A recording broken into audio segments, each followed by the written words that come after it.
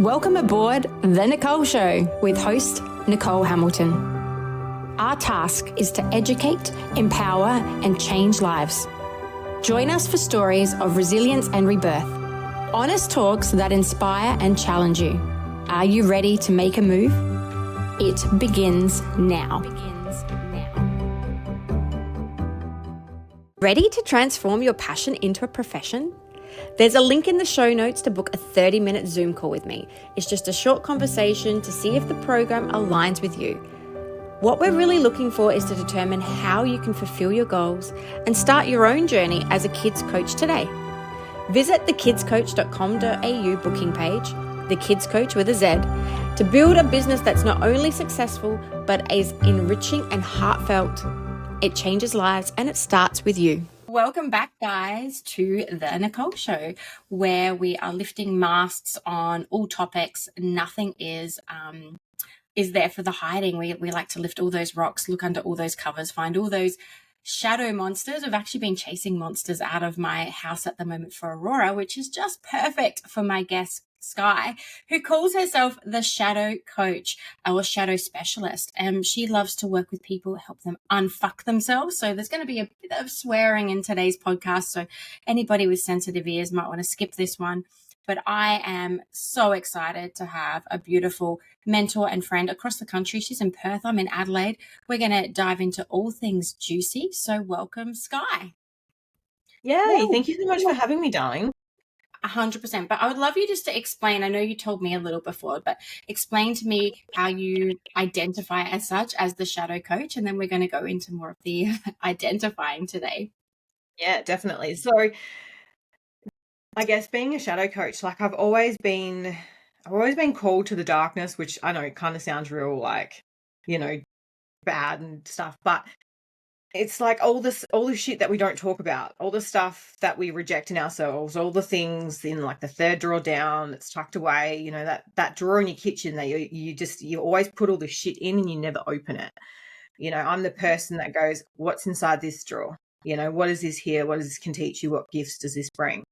And that in itself, in a sense, is shadow work, is just looking at all of those parts, traits, behaviors, emotions, like all of the things that you were taught that were bad or wrong, or you had rejected due to trauma or, being unsafe or neglect, all of those sort of things. And you've adapted and survived so long, but that's only like a part of who you are. There's a whole bunch of other stuff there that is waiting to be loved and accepted and brought forward. And a lot of the times isn't bad stuff. It's a lot of it's really beautiful, and a lot of it is, in a child, and all of those soft, beautiful, loving things that we've gone, nope, that's bad, that's wrong, and we've put this hard shell of a encasing over us so that nothing can really hurt us, but all we're really doing is kind of hurting our own feelings.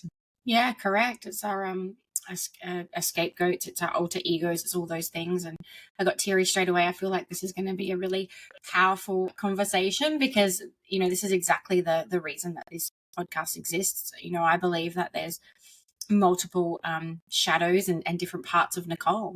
I call it the Nichole Show because I am so diverse. I've been through, I've got that addictive side, I've got the LGBT, the bi side, I've got the mama bear, I've got the the angry side, I've got the wounded little child who thinks she's not worthy, the controller who likes to control because if she's in control she's okay. And so all those parts, if we talk about that, the mental health side, just going through a diagnosis and feeling, broken, emotional, anxious, all these, parts. But like you said, there is no light or dark when it comes to that. If we embrace all of those and get a, learning and have an understanding or have someone help us, instead of pushing them away, which is just such human nature. Like, not going to look at that part of me. Oh, that doesn't feel nice. I don't want to talk about that. And so I think we can go really, beautifully into some of those parts today, because every single human has a shadow or a part that they're, that they're either holding very, very close to themselves or hiding very, very deep. And I guess there'd even be people out there that don't even have a safe person to share that with. I think you and I have gone looking in our lives and have beautiful support systems that we can talk about that. That's why we have the courage and the bravery to talk about it now. But if anybody is listening, please know that you are so loved, and there are other people out there that will identify with whatever thoughts that you have. You just have to go looking for your community, and we'll talk about a few of those different labels today. So so for people also, when you listen to my podcast, please go look up these beautiful coaches and friends and mentors that I have. Skye's details will be underneath. For those watching on YouTube, you'll see how gorgeous she is with her hair, and that's what we vibe. She's come from the beauty world as well, and or the hair world.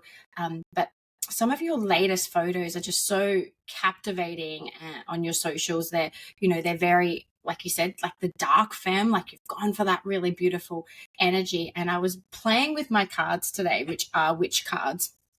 And the question dropped in, do you identify, in playing in the dark arts of Wicca or as a witch? Is that a label that Skye would use, or is it just something that you love in your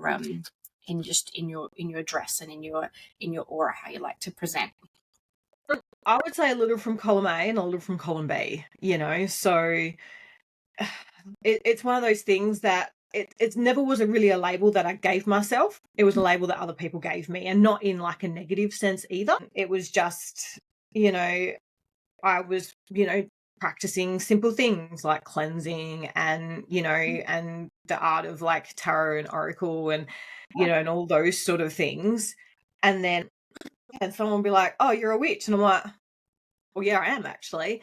Wow. And then a couple of years ago, I had a really, really deep sort of unconscious, and you will know, as Nichole has mentioned, we've known each other for a little while. We've done some of our certifications together, a really deep, inner healing. And I actually saw my old lineaging, my whole old lineage, sorry, because I speak proper English. And it was just like that confirmation that, I was descendant from what people would call witches. And it's really the unmasking of that is removing the negative or the dark connotation about that. It's a lot of these people were, kitchen witches, practicing herb medicine, like a lot of Western culture, a lot of Western psychology, a lot of Western medicine derived from natural sources of witchcraft, essentially. Yeah, 100%. The heritage and the lineage you talk about, I've seen it many times in my ceremonies and healings that came from more of the tribal women, and doing their healings and their things around fire. But I would never, I grew up Christian. I was very, white, you could sit around the Bible. I would never have picked up a tarot deck that had witch on it. And then I have friends that also, when it's funny because my doubles partner and I, the pole dancing doubles, our whole routine that we're taking to Melbourne in a few weeks is around witches. And we really bond. And I think the reason that we also won in SA with it was because of the energy that we have, and we're both energetic beings. And the same thing as you cleansers and paleo santo and using plant medicine and using energetics, we might call that Reiki or universe or NLP or word magic or whatever you want to call it. But isn't that really Wicca as well? Aren't we really diving into it? And when I looked at it from that light, I was like, wow, maybe I am a witch too, because I'm pulling on all these energies, I'm pulling on this lineage. And if that makes me have faith or tap into something that is, of that higher good, I think it's amazing as well. But some people would really, not resonate with that label, not be like, oh my God, witches, or, you're diving into the, dark arts or whatever else. But I thought it was a really good opener to the many, many labels that are out there and the many labels that we've had to work through. And luckily, witch wasn't thrown at you in a negative way, but I'm sure there's been many labels that you have had that haven't resonated or felt awful over the time. So I'd love to go through some of the labels that you have, that you've struggled with, some of those parts that you talked about, the shadow selves, or some of the labels that you have, and then we'll go. Yeah, definitely. Yeah, so we can, I guess we can attack from all angles, So if we talk about, in Western medicine labels and stuff like that, at 21, I was diagnosed with PTSD, depression, and a severe anxiety disorder. Now, I overcame those with no medication. Amazing. And I know a little bit of your journey, Nichole, but when I was diagnosed with them, I was actually an addict. So I'd sort of woken up one day and I was just like, no, I can't do this anymore. Like there's got to be something else going on. So at the time I was very much like, I don't want to go down the lines of medication, because to me that was just swapping one form of medicine for another, one that was illegal to one that was like socially acceptable. Yep. But it wasn't actually fixing the issue that I had at hand. Mm-hmm. And that's it. I was the toxic person. I'd started becoming, the one thing that I hated the most, which is, Shadow 101. If you don't face it, you kind of do the long way around of becoming it, because you're running so far away from it. Right. All the way up until being diagnosed as an adult with ADHD, and, all the stuff that comes with that, and sort of, I guess, everything in between. I think the biggest thing, because, we've got a very similar journey here. I was an addict as well. And I hated that part of me for a really long time. And it wasn't until a few years ago that I was like, fuck that. Like, she is powerful. Like, she kept me alive. Like, I was not a happy person. I'm ADHD now diagnosed, so it makes a complete sense as to why I was self-medicating with methamphetamines back then, because for the most part of it, it kept me grounded and had a clear mind. Yeah, definitely. And could block out the negative stuff. But when I was obviously taking way too much of it, it's not a good thing. I've recently dabbled in the medication just because I wanted to try it, because I am in this neurodiverse world and helping children with it. So I did try the medication again. Not a big fan, but, I'm not a doctor, so I can't really talk too much about that, just my own personal experiences. But I really had to realize that, that part of me, that addiction, like, she's kept me so safe. Like, she's really beautiful and powerful and conniving and fucking like fierce. Like, she kept me alive. Like, she did not want me to go down those, routes of real bad depression. She just kept me alive in a different way. And when I embraced that part of me, it became a source of my power and courage, and to, to speak about it. And then addiction formed in, many other ways, crafty, like business. I got way too into my business at one stage and didn't have that balance. And then, personal fitness and then food and different things. So when, you, like you said, you deny a part, it comes back in tenfold in different ways and places. But yeah, I think the underlying message that was just coming through about labels is that when we get labeled something, it doesn't matter if it's from ourselves, if we've, self said, like, yep, I'm an addict, or, I'm a whatever, or they're given by the doctor, like recently, or if somebody's, even like labeled you, like, it could be even like you're a slut or you're a bitch or whatever that label is. Like, no, these are labels that, women get called. The underlying tone of when you're giving somebody a label like that is like, you're not good enough, you're broken, there's something wrong with you. And I think that's why we rebel against it so much, because just deep down, you're just Skye, and whether that still resonates as your reverberation of your name, but you're just a beautiful soul here on this earth to go through your journey. You're not any of those things. All of those things. And I think once we can reframe, and I believe as well that, like, the society that we live in, and so once we can reframe those labels from something negative as like, you're broken, there's something wrong with you, into something a bit more positive, like as you just said, like, what, that part of me kept me fucking alive. And or it was just like, okay, cool, like, this is a thing, this is just who I am. It doesn't change who I am. It doesn't mean that I'm a bad person. It doesn't mean that there's something modality wrong with me. And it was definitely something I've realized, and I know we're having a little bit of a chat about this beforehand, and even for yourself, which I will sort of ask you, diving down the more LGBTQ sort of line of coming out as bisexual. I know you have a beautiful wife now, and all of those sort of things. I'm in like a monogamous relationship. I'm married, but 4 years ago, I came out as being attracted to women, and that really hit me hard, because I was just like, there's something wrong with me. How can I be happy in my marriage but yet have this deep physical attraction to certain women? And kind of sent me down the rabbit hole of polyamory. all those sort of, different relationship styles, and realizing that, the way that I was taught how relationships would be was one way. Correct. And again, it's that rejection of parts of yourself where it's like, no, everything else is like bad or wrong.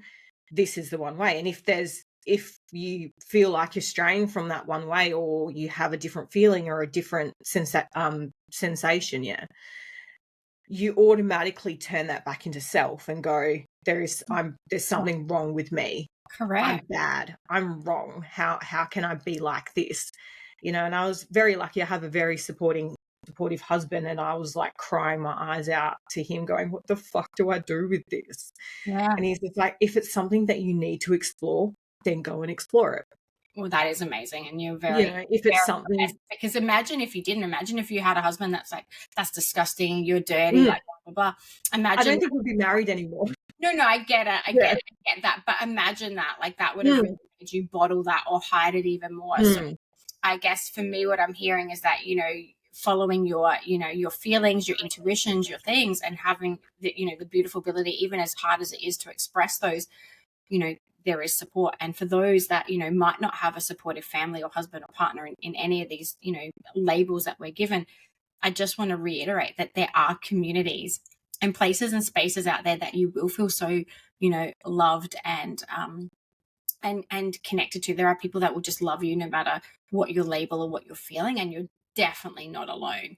I don't speak too much about my wife and her stuff, but she grew up in a family that was Christadelphian, and so for her coming out as as gay, she lost all of her friends and her family there for a while, and so that's her real story to tell. I won't dive into that, but for me, I always knew I was bisexual, and that's a really interesting one that dawned on me. I never felt that it was wrong, but I did hide it for a long time because I'm 43. I grew up in the country.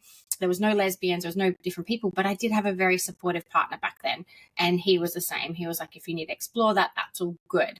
So I was very, very blessed in having that support to be able to, innately express that. And then when my marriage didn't work, and I did, have Abby as my girlfriend back then, that was probably the first time I came out, but I was always bisexual. I think I'm more pan now. I just fall in love with people and more poly because I do feel multi-loves. That's a juicy topic, but the same thing, if I was not like my dad and my mom, they were so supportive, my brother, but if I had, not had that, that would have been, super hard to be able to be who Nichole is. And that's the other thing, I kind of went into like jumping from like a heterosexual marriage into, a relationship with a woman. And so then I kind of got labeled lesbian. And again, like every time I get labeled with a label, I actually have this recall in my whole nervous system where I'm like, I'm just Nichole. Like, and I really do love my name. Like I resonate with my name. And so, for labels, I really, the most part, don't enjoy them. I know it's a beautiful way to quickly identify or give somebody your backstory, like I'm a mom, I'm poly, I'm bi, I'm this, I'm a business coach, I'm a blah, blah, blah, blah. Like it does give a quick identifier, but every single person has a different connection to that piece. Yeah, and definitely. And you can even dive into like the projection side of things and why people label you as something else. It's just like, and that's that separation thing. It's like, oh, you're this and I'm that. People, it's a safety thing. Am I connected to you? Are we similar? Awesome. I don't know if I knew that about you, Skye. I don't know. No, it's not something that I share a lot and willingly.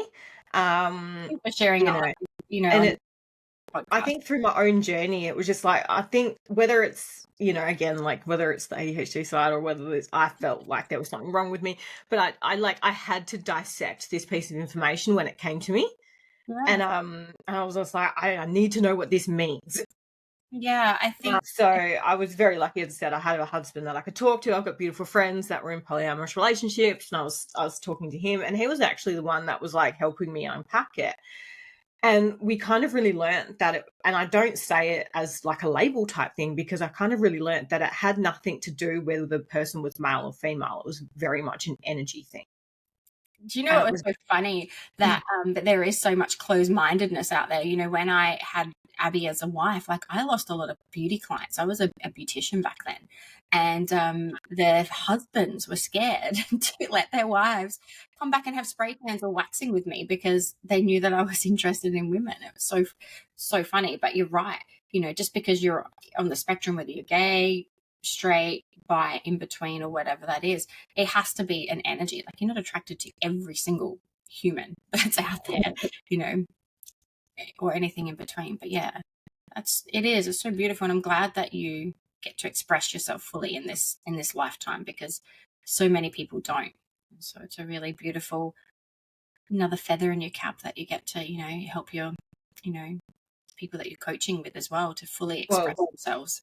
and that's it as well. And that's, I've had quite a few beautiful clients at the moment, you know, wanting to unpack, you know, around sexuality and around expressing themselves and around advocating for themselves in that light and what that looks like, you know, and being able to go, yeah, well, it is what it is.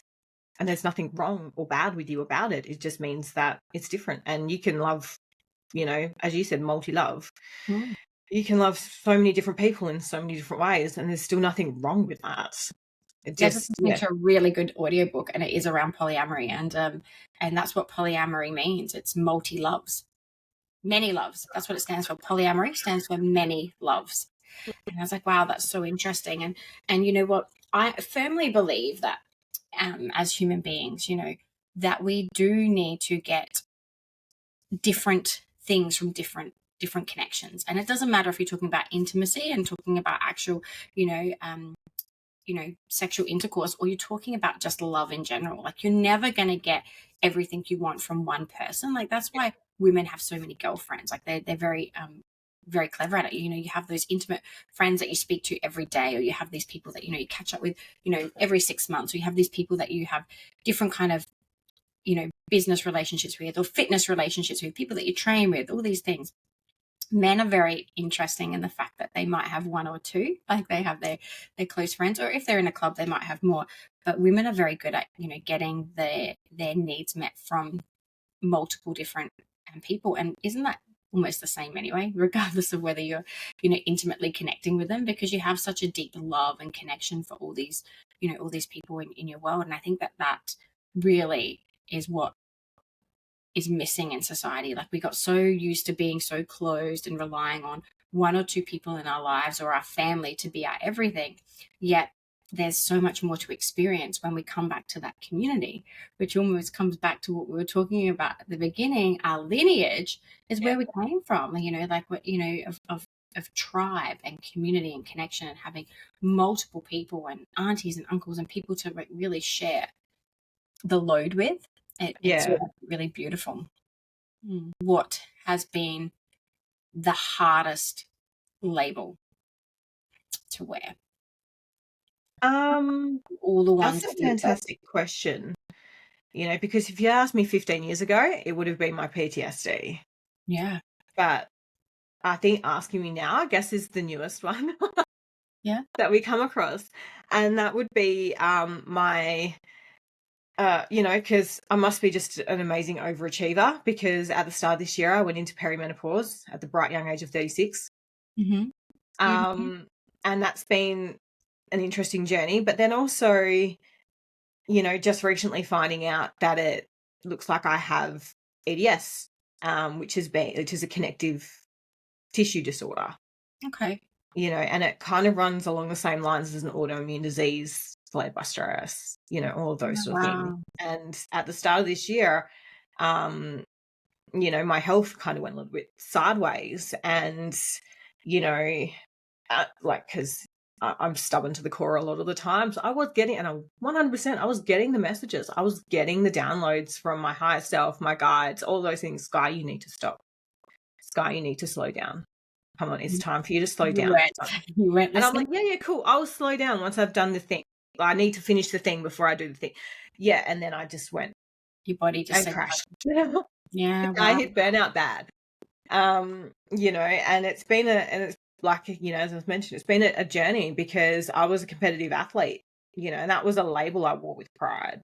Yeah. you know, and it was So just like, that was, the label that was taken away from you is the hardest, perhaps. yeah, the one that I gave myself, Yeah.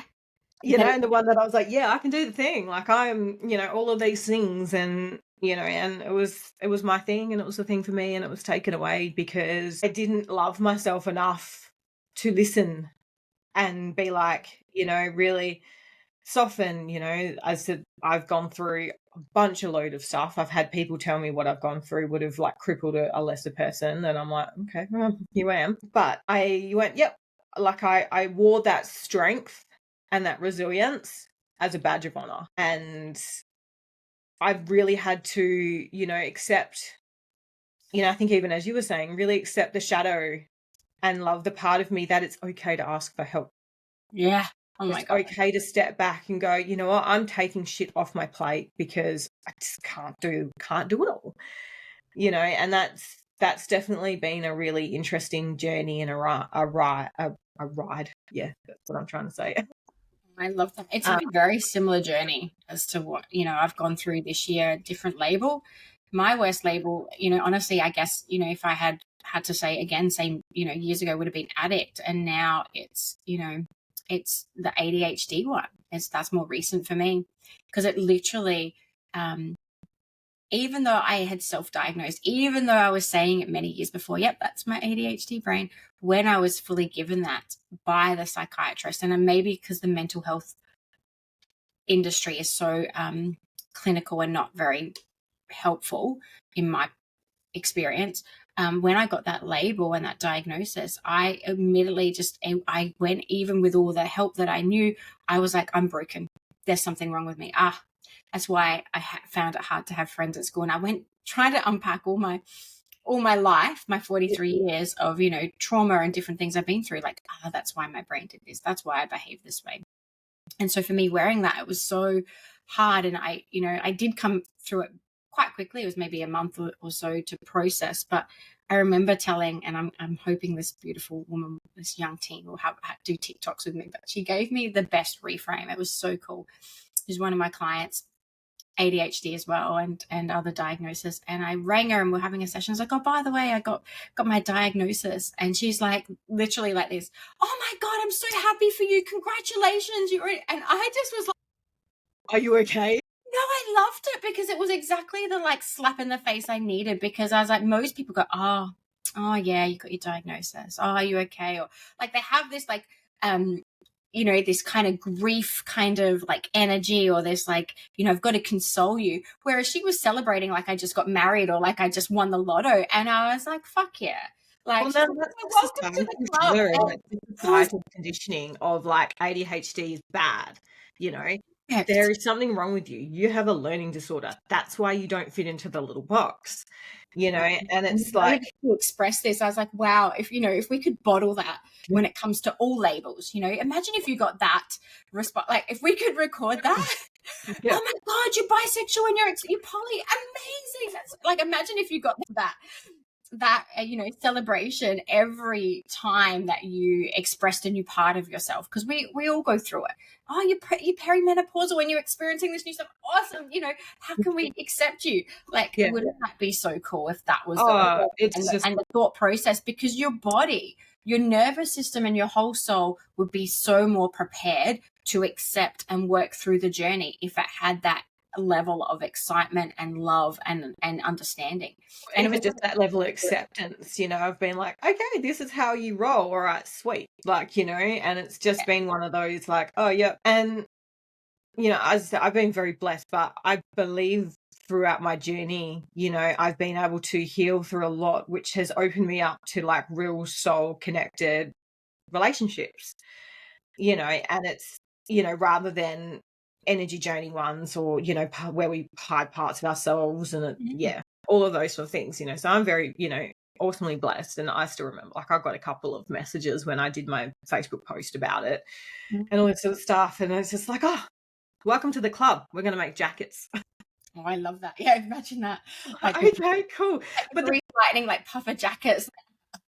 every part of me was just like, I don't want to be a part of this club. You guys suck. But that was that like, I reject you. Yeah. yeah. And it was just like, but I was really sort of rejecting that part of myself. And it wasn't until I had a beautiful conversation with somebody, that was like, Skye, this is not a death sentence. You've got this, and it was just like, and I got off the phone to that convo actually for the first time in like 6 months since I've been going through this stuff and like going through all the tests and going through all the doctor's appointments and, and that's draining in itself to go, I actually feel really empowered now.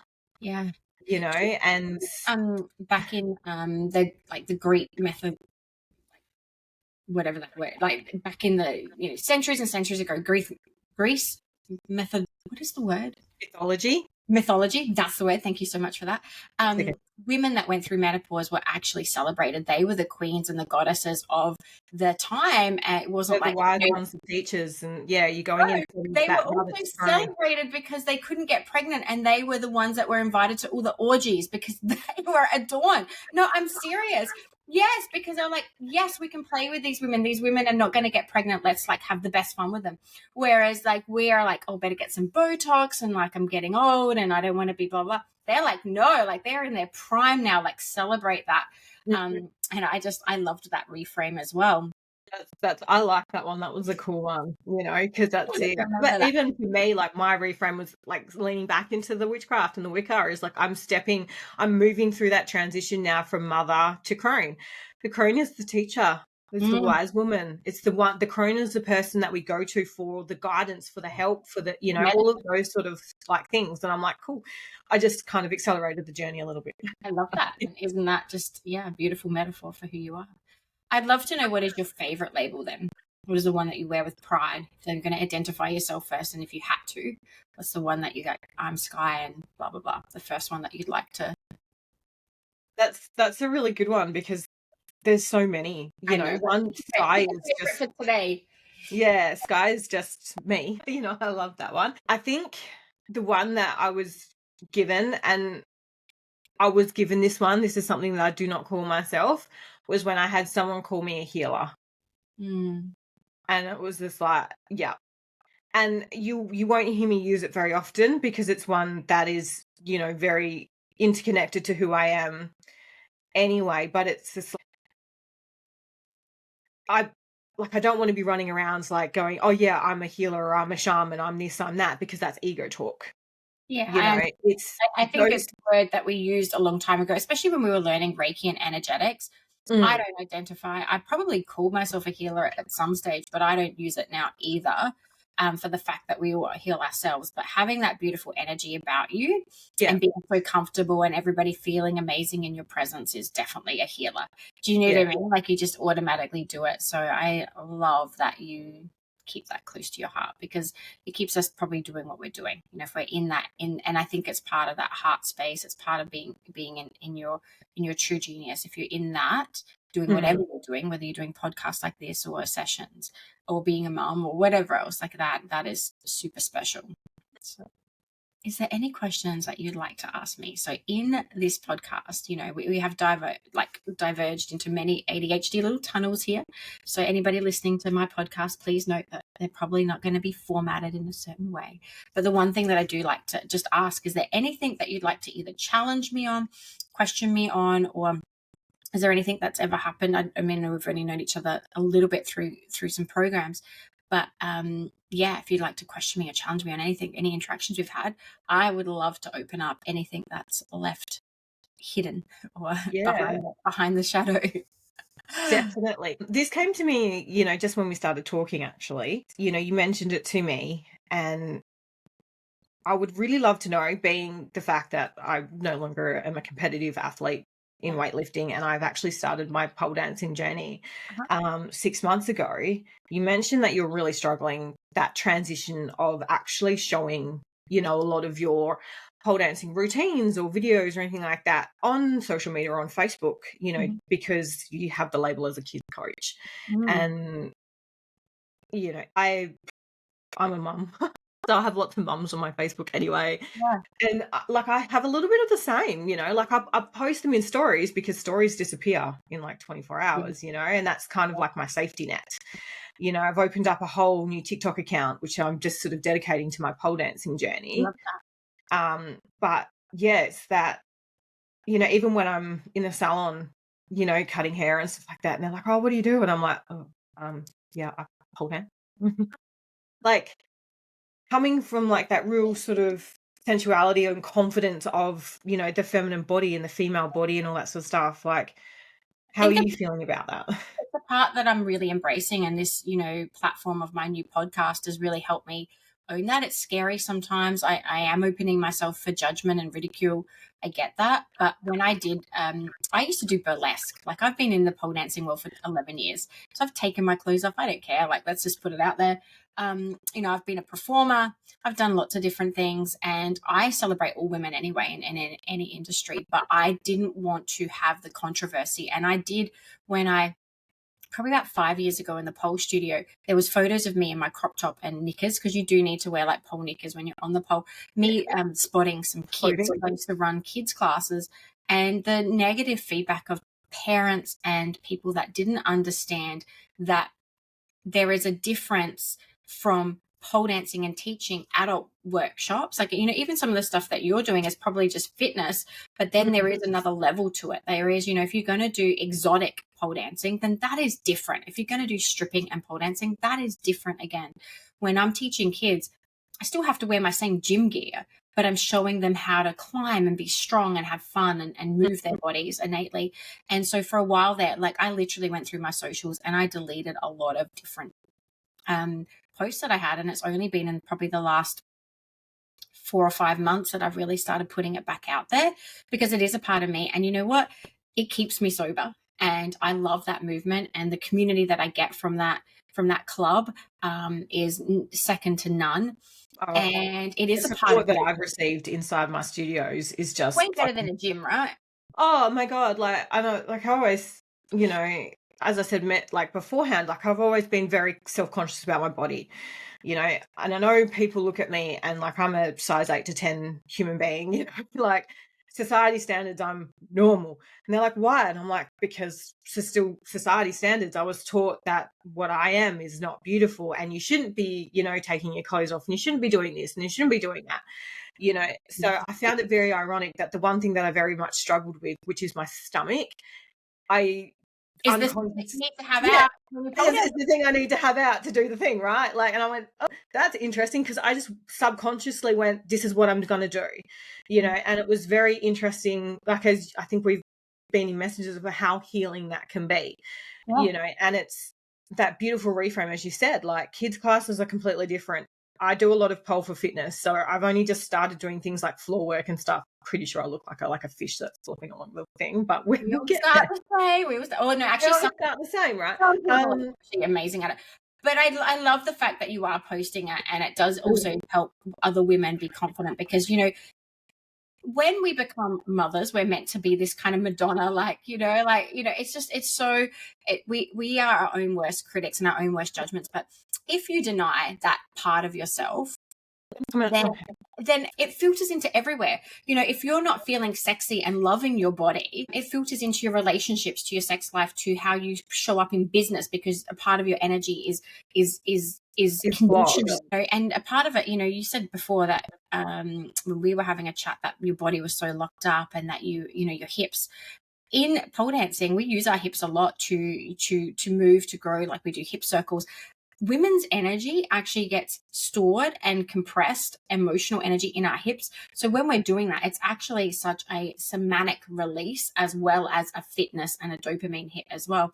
So I love the pole studio. It has taught me to love my body. I'm a size 12 to 14 and have been a 16 at times, and loving my curves, and being that is something that I have had to grow and recondition myself to. I used to stand sideways next to people on the poles, because they were that athlete body. They were sizes 6 to 8 with abs, and I have a beautiful doubles partner who is the same weight as me, and we love it, and we call ourselves double Ds, and we rock it, and we are strong, and I just, you know, I'm really in love with that, and I'm 43, and I'm couldn't be prouder of taking my, you know, being in my crop top and knickers now and still showing my body off and doing what I can with it.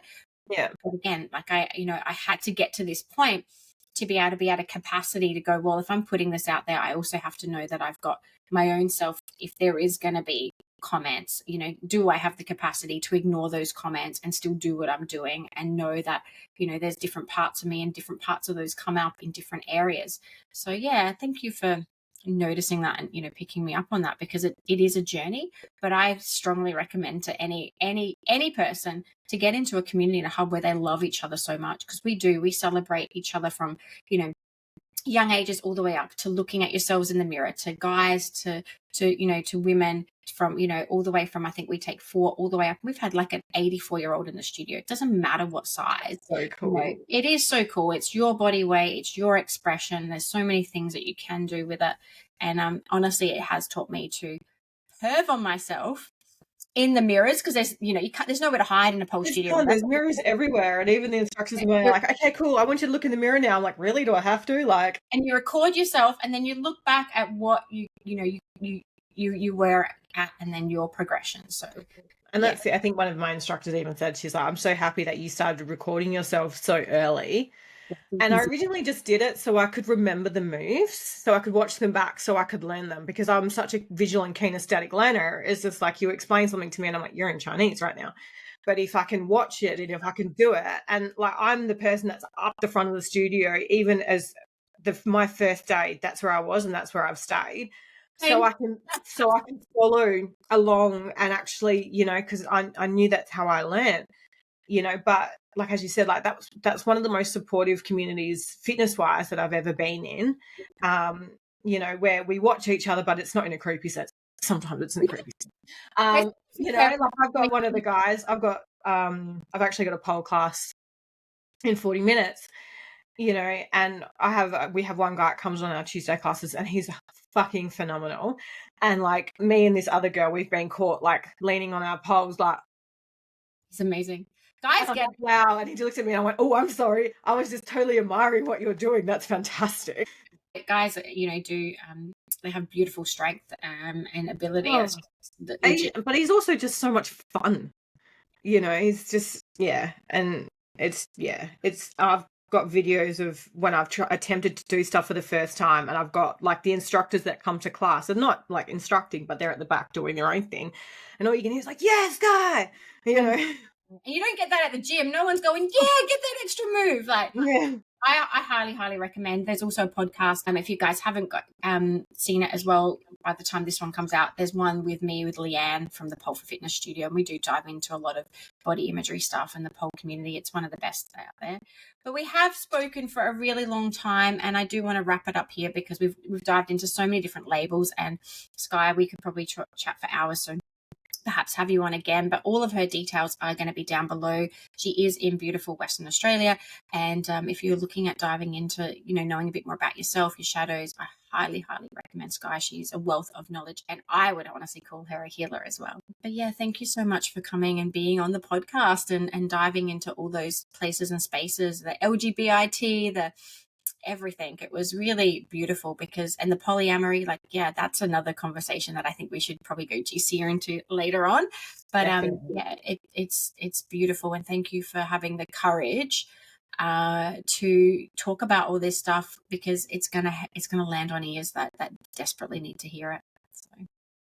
No worries. Well, thank you so much for having me. It's been an absolute honor to catch up. 100%. It's just like having a cup of coffee with a friend. So I hope you've enjoyed this podcast. Please comment, subscribe, share it with everybody. And also, if you have any questions, we would love questions for this one, so I can, you know, divulge. I thrive on questions, guys. Yeah. And Skye has her own podcast too. So please look her up. And sending so much love to every single one of you listeners.